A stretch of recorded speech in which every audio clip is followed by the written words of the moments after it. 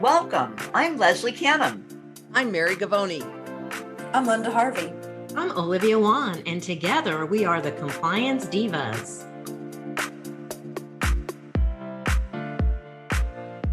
Help! OSHA's here. What do I do now? My name is Olivia Wan, and I'm with the Compliance Divas. Welcome to the Compliance Divas podcast. We bring clarity and simplicity to compliance by navigating regulatory compliance to keep you on course. Please subscribe to the Compliance Divas podcast at our website, thecompliancedivas.com. It can be very challenging and quite stressful to respond to an OSHA complaint letter or to greet an OSHA investigator who randomly shows up at your office or shows up because there's an allegation of a complaint. So we thought this would be an excellent topic for the divas to discuss and give you some insight how a complaint investigation works. So I'd love to start with our diva, Mary. Mary, can you explain to our listeners the difference between receiving a letter from OSHA versus an unexpected visit where they just show up? Absolutely.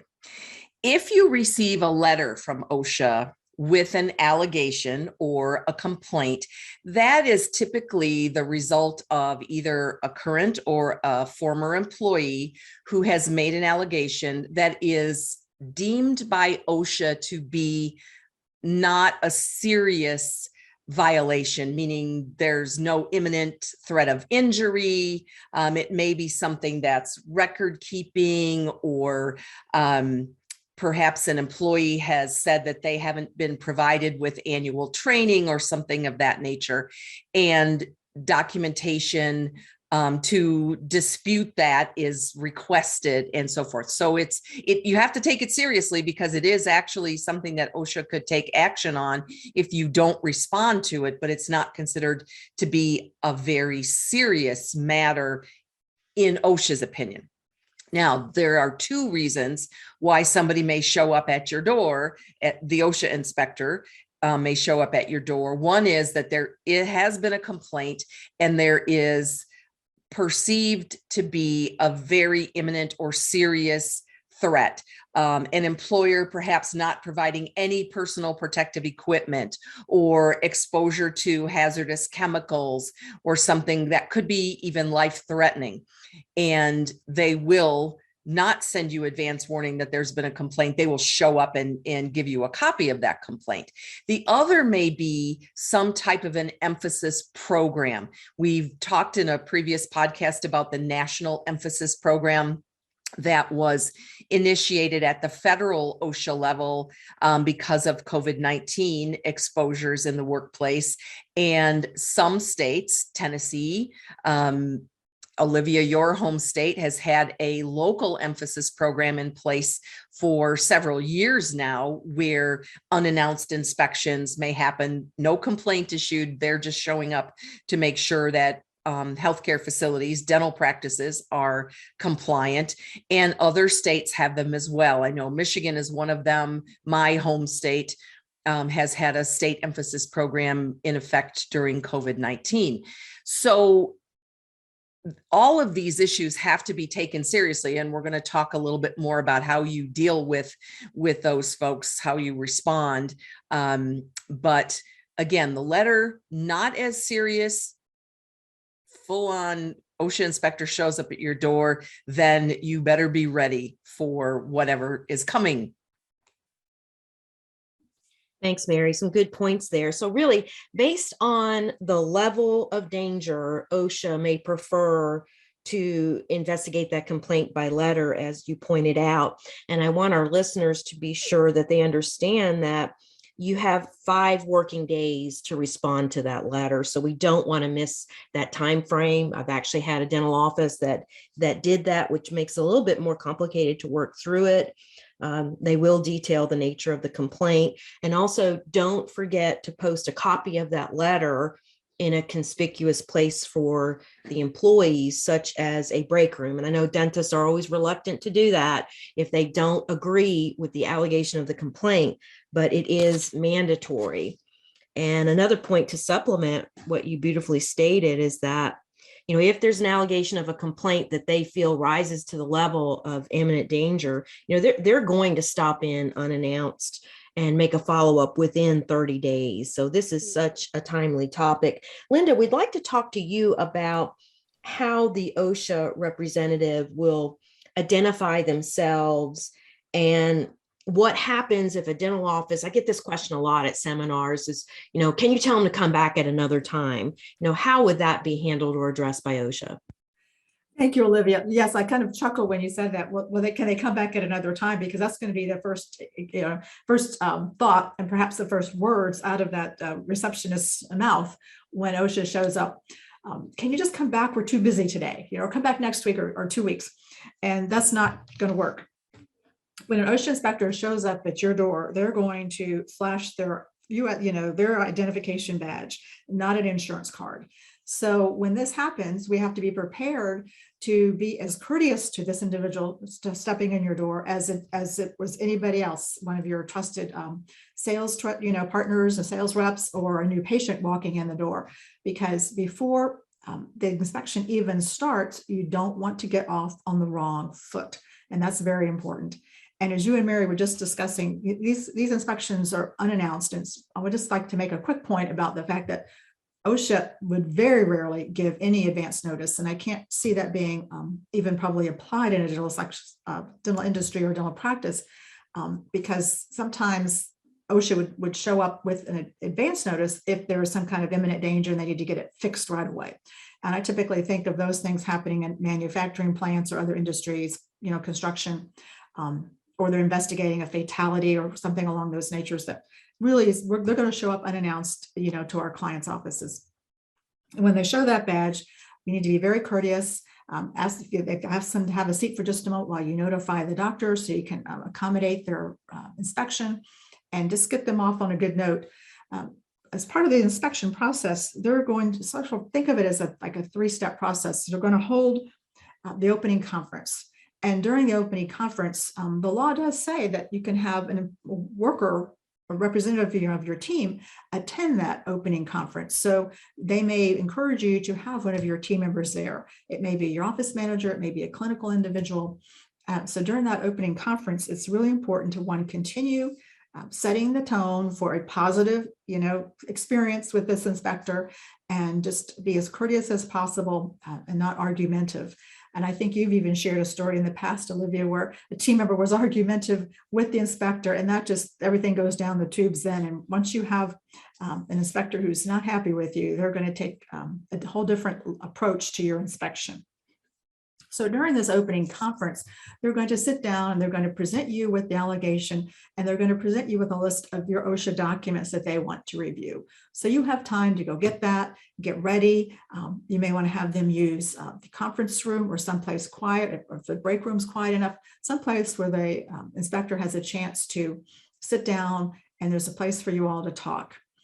The main thing is not to freak out in front of the patients, run around like Chicken Little, if you will, because at that point, if you get everybody unnerved, then it's going to be a little bit hectic for everyone involved, patients, staff, everybody. So then after the opening conference, the inspector's going to have a walk around through the office, and they're going to inspect everything. They're primarily going to be looking at what was in the complaint. However, OSHA can open up that inspection to other areas. So if it was a bloodborne pathogen complaint about PPE, for example, they may certainly look at your exits and your egress and other safety things in the building, hazardous chemicals and all those different areas. So just be mindful of that. And it's good to make sure that you answer questions that you're asked by the inspector. You don't have to volunteer more than what you're asked, yet be truthful in your answers. It's also important that as the inspection is, the inspector is walking around and the inspection's ongoing, is to take your own notes. So as they ask you a question, jot down what you talked about. If they take a picture, take a picture as well, so you know everything that was discussed. And then this may take an all-day process. I'm thinking about one of our ambulatory surgery clients that had an inspection a number of years ago now, and it took 2 days. And just ironically, it was 2 weeks in between those 2 days. because the inspector had a training program that she had to go to before she could come back. So that was an unusual circumstance. And in this case, the inspections were taking place in ambulatory surgery centers because of a national emphasis program in that area. So they showed up and announced pretty much everybody in our area. So let's see, we've gone through the opening conference. We've talked a little bit about the walk around and taking notes. And if the OSHA inspector brings up apparent violations, you are permitted to remediate something while they're on site. You cannot create documents and sign it and training sheets for events that didn't happen, but you're allowed to begin to remediate while they're on site because that will lessen your fines. Then at the end, I didn't mention, Olivia, that the inspector will also interview some of your employees privately. And the employer is not permitted to ask those individuals what they discussed or tell them what to say. So be mindful about that. And so if you're not holding annual training in your office and the culture is not one of culture of safety and high standards in a practice for whatever reason, that may come out with an employee when they talk to the OSHA inspector. As a matter of fact, it came out with one of our ambulatory surgery centers, Olivia. There was one surgical tech who once or twice a year would cut herself on a dirty scalpel because she was too fast to jump to the table, the tray where they were passing off instruments before the doctor could barely sit it down and get his hand out of the way. So she expressed a concern about that, and we had to discuss that with the OSHA inspector. But then finally, when the inspector has finished the walk around, there'll be the closing conference, and they'll talk more about the apparent violations in some ways to correct them, deadlines, and possible fines. Nothing definitive. You'll get that more in writing later, but OSHA does allow up to 6 months before they issue any citations for the violations. So one of our surgery centers, the inspector walked out and said, if you don't hear from me, that's good news. She was quite vague, Olivia. It was almost unsettling because you want to know when are they going to hear something, but they do have to mail it out in a certain time frame. Otherwise, it's within 6 months. So hope that gives our listeners some ideas of what to expect when an OSHA inspector shows up at your door and how to manage it in a professional, calm manner. Really, really good information, Linda. Mary, what can you share with us? Thanks, Olivia. I just wanted to go back to when the inspector first shows up. If the inspector comes with a complaint about a serious violation, you absolutely need to let them come in at that point because it won't go well for you if you try to put it off. But if they're coming as part of an emphasis program, you do have the right to ask that they come back at a better time, but it doesn't mean you ask them to come back a week later. And I always coach my clients, and I've seen it happen very successfully, where you say to the OSHA inspector, we're happy to be fully cooperative, but right now we're in the middle of a very difficult procedure. And is it possible that you can either come back if it's in the morning, come back in the afternoon? They don't like necessarily to have to come back on a different day, but can you just give us some time to get through this procedure? As long as there's not some imminent danger. If it's a simple, I shouldn't say simple, it's as a result of a local emphasis program. So you have a 50-50 chance. They're either going to say, no, I'm coming in right now, or yes, it's okay. But you do it respectfully, and you let them know that, what is your reason why? We're in the middle of a very difficult procedure. I had one practice that had several special needs patients being seen at that point. And it was, it took the entire clinical team to help manage those cases. And the inspectors were fine. They just said, all right, fine, we will come back. So you can ask, but they don't have to say yes. Good point, Mary. And I actually had that happen as well. Many years ago, I had suggested the same thing that you're discussing, and the dental practice called me and said it was successful in getting the inspector to come back because they were busy with a surgery procedure and they knew they'd want to talk to the employees, and that was not possible at that time. But, Linda mentioned a good point as well that, if we try to decline, they'll bring up a warrant. Now, it might take them a couple hours to get the warrant, or it may be the next day or 2 days, but they're coming in. And so I wanted to get some input from Leslie, knowing that OSHA has the authority to get a warrant and to come on the premises and conduct an inspection.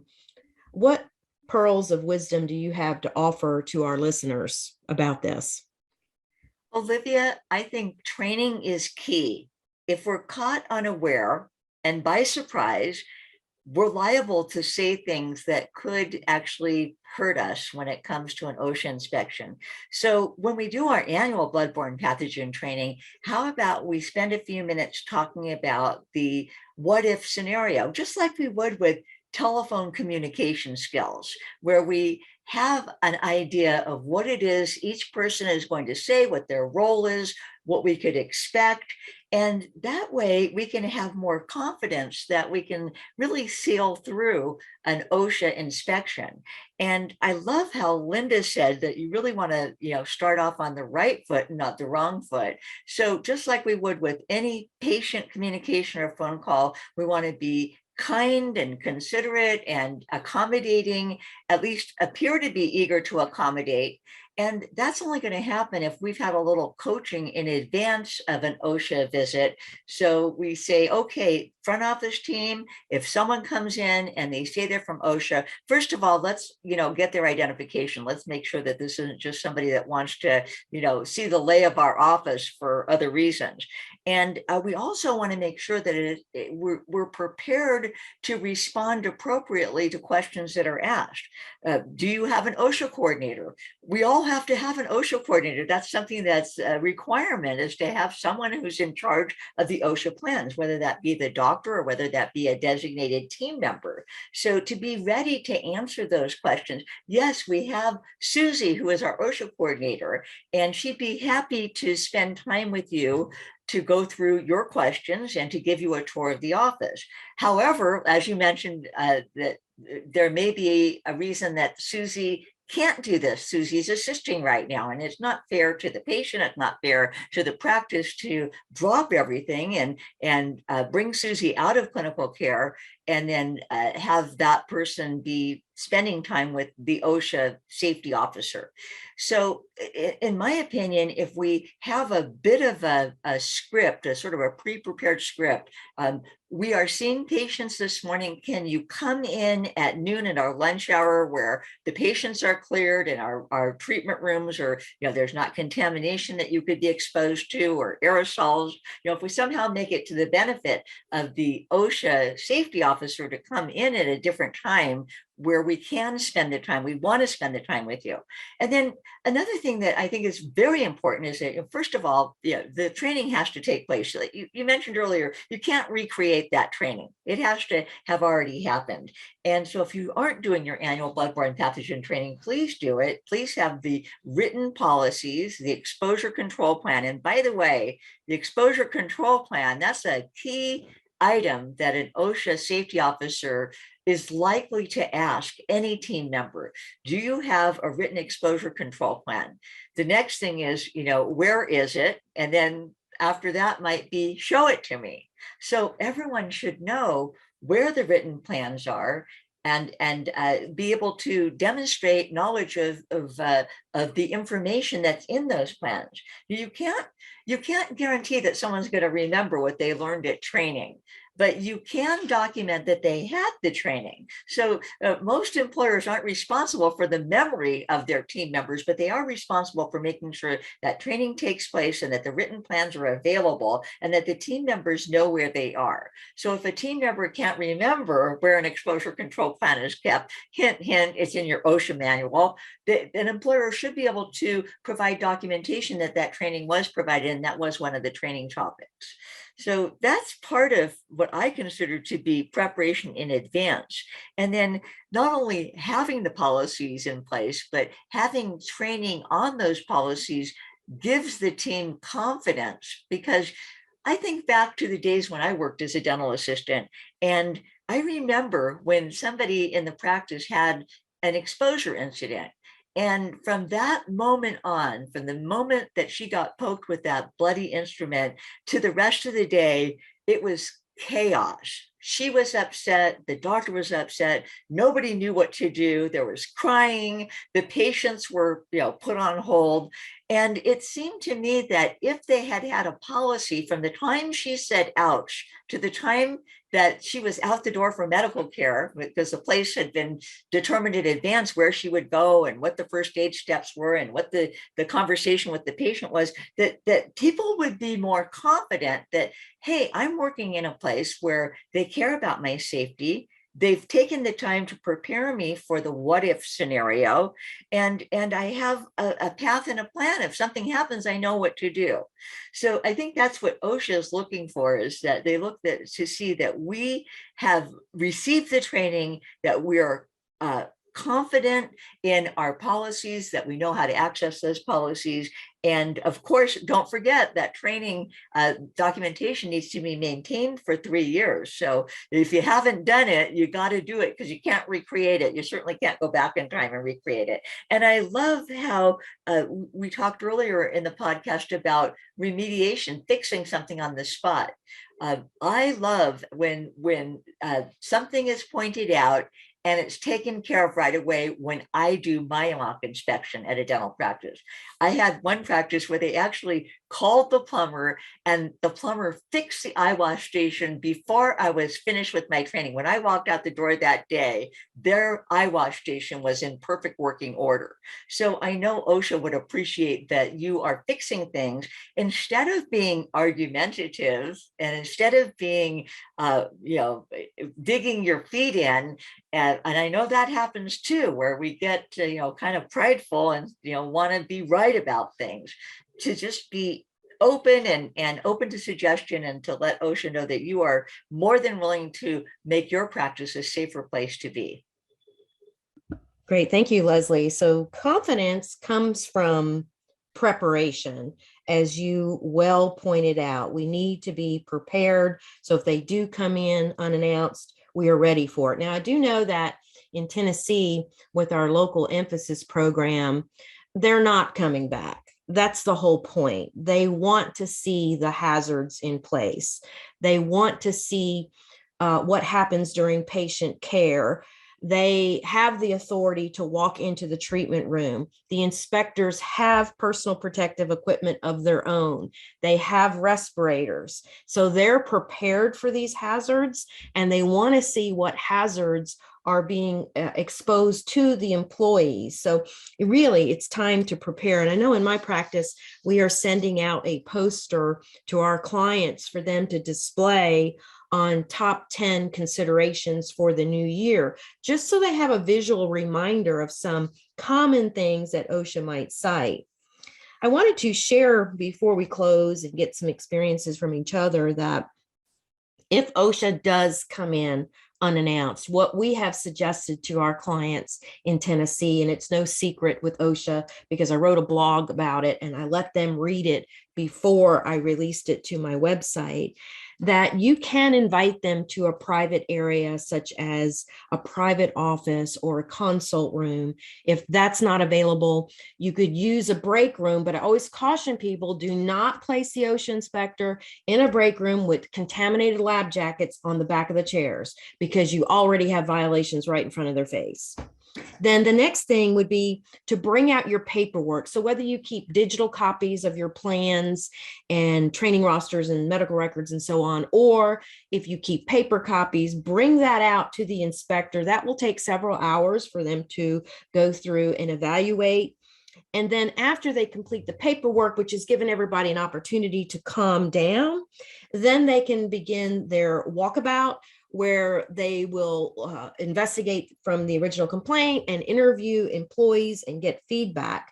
And so hopefully, if you've done the things that Leslie talked about, you are prepared not only with good communication skills, but you have all your stuff in place.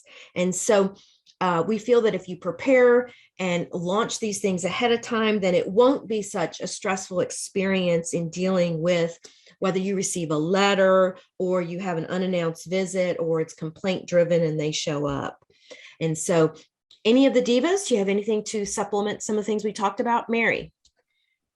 I'm so glad that you brought up about the documentation, and same thing for you, Leslie, that if your documentation, your training records, your policies, your exposure control plans, your hazard communication plan, all those things are updated, easily accessible, and organized, and you give those to an inspector to review, that sets the tone for them, that they get it, that you at least are making what they're looking for is a good faith effort to be compliant. But when they ask for the documentation and everybody's kind of scrambling and asking, I don't know where it is. Do you know where it is? Or they bring out this binder that's got papers sticking out of it and safety data sheets that are just thrown in a folder and very unorganized that you couldn't find something quickly if you needed to, then that sends, again, a very negative message to the OSHA inspector that you're not taking safety seriously. So being prepared is so important. And I know it's a chore for a lot of people to have to review those policies, or a lot of times the person who's the OSHA coordinator for the practice is a chairside assistant who also has other duties, but they need to be given some release time or have some time to be able to keep that organized, because that says so much about who you are and your dedication to safety. That goes much, much smoother for you if you do have an inspection. Thanks, Mary. Leslie, do you have some comments to share? Yes, Olivia, I want to remind our listeners that wearing the right PPE all the time is important, not just when the OSHA inspector shows up, because as you mentioned, they do want to come in and they do want to see what kind of hazards employees are exposed to. So the proper eyewear, not just prescription glasses, but today it's face shield and goggles, wearing a clinical jacket so that forearms are covered. And of course, they're wearing a mask, a properly fitting mask, and in some cases, respirators, depending on the circumstances. So those are the types of things that need to be an everyday thing, not just OSHA's here. Utility gloves, and not just one pair of utility gloves in the sterilization room, but utility gloves for everybody who processes sharp contaminated instruments in the sterilization room, maybe with each person's name on their own pair of utility gloves. Good points, Leslie.